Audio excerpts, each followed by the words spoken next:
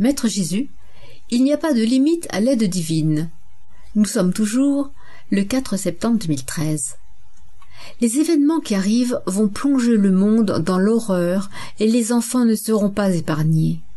Ceux qui ne connaîtront pas le but ne sauront comment répondre aux événements. Pourtant, c'est le langage du cœur qui sauvera l'humanité, et chaque enfant qui répondra spontanément avec le cœur, par le cœur, sans calcul ni attente. Celui qui ne sait rien mais réagit dans le plan, conformément à la loi d'amour inscrite en lui, est chevalier des temps nouveaux, et toute l'aide lui sera donnée pour que l'acte, le bien qu'il engage, porte ses fruits, soit utile à tous.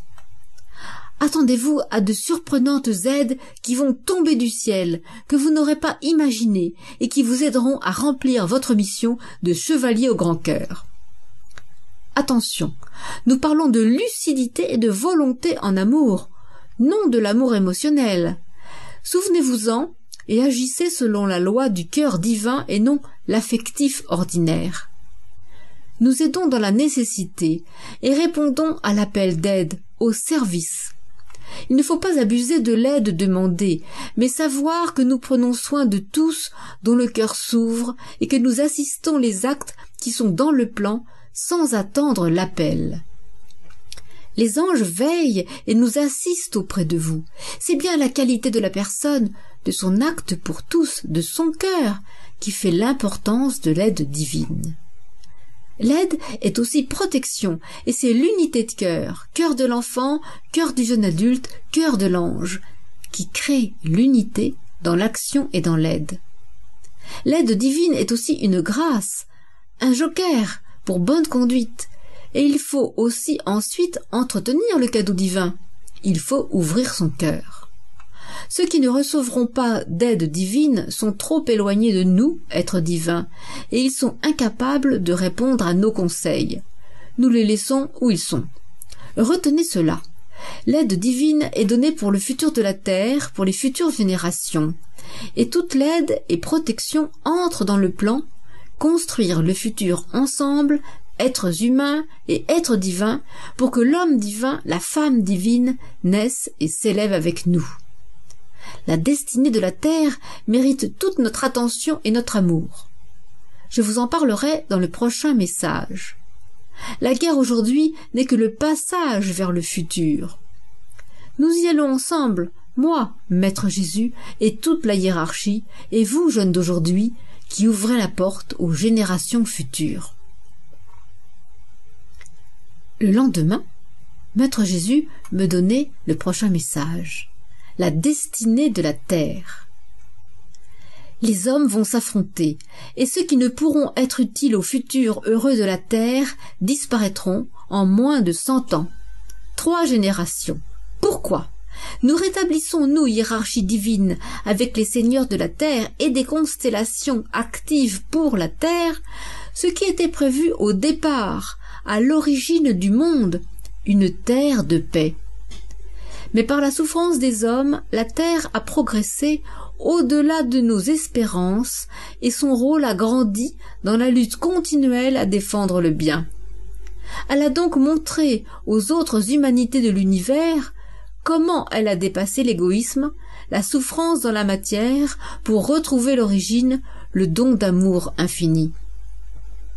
Le destin de la terre est prévu depuis la nuit des temps, et le seigneur de la terre, Lucifer, dont les hommes ont tant parlé en mal, va reprendre sa place aux côtés du seigneur du monde, Sanat Kumara.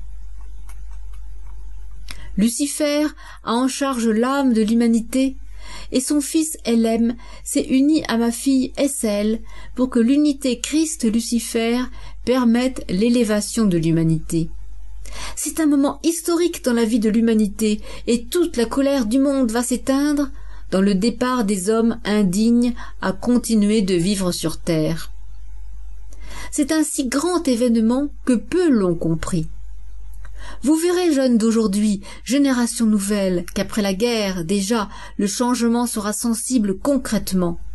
Tout ne sera pas fait en un jour, c'est vrai.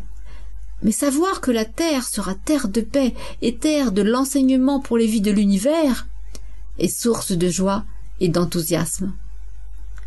La terre est liée à Sirius, terre de Christ, et l'humanité sera l'antenne divine de Sirius. De nombreux visiteurs viendront fréquenter la terre. Les hommes n'auront plus besoin de corps physique, une fois la perfection atteinte.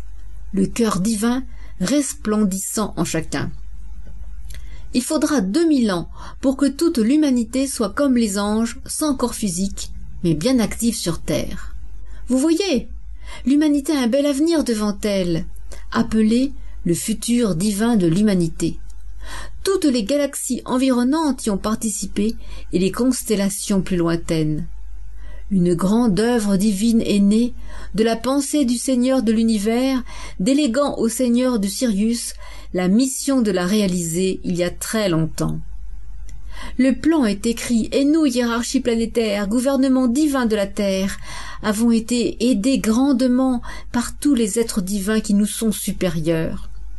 Tous nous grandissons dans l'acte d'amour infini. Le plan est d'une beauté parfaite, au-delà de la souffrance des hommes. C'est pour nous moment réjouissant de vous encourager au futur proche, et nous savons que tous ceux qui donnent leur vie pour la cause juste, la juste paix en terre de Christ, toute la Palestine, recevront leur récompense.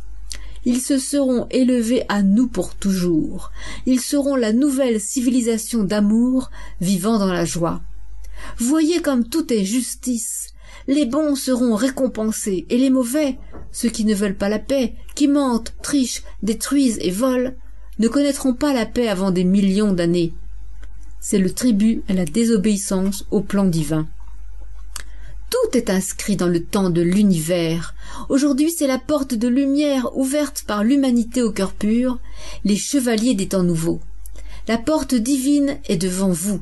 Je vous montrerai, moi, Maître Jésus, la voie de l'élévation. Si vous suivez nos conseils, avec moi et Essel, aux côtés de Emma, mon fils, vous passerez la porte de l'ère divine, la victoire divine sur terre et pour toujours. Et plus tard, vous montrerez la voie aux nouveaux venus. N'est-ce pas merveilleux ?